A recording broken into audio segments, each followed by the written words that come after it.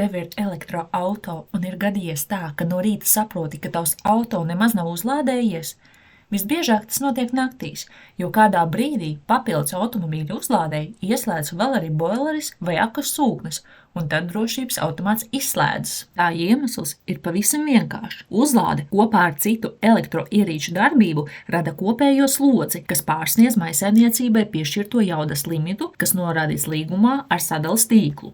Kā šo risināt?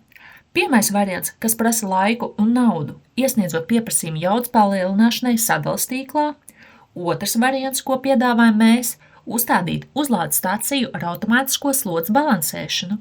Iespējams, ka jūsu esošai stacijai ir iespēja pieslēgt papildu balansētāju moduli, taču ne visas to atbalsta. Automātiskā slodzes balansēšanas sistēma nepārtraukti uzrauga jūsu mājas kopējo elektroenerģijas patēriņu reāllaikā.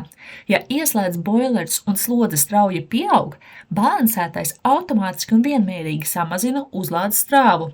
Kad pārējie jaudīgie patērētāji atslēdz, uzlādze automātiski atsāks ar pilnu jaudu. Rezultātā drošības automāts neatslēdz nepiemērotākajā brīdī, un jūs vienmēr uzlādējat elektromobīli maksimāli efektīvi un droši, nepārsniedzot noteikto jaudu.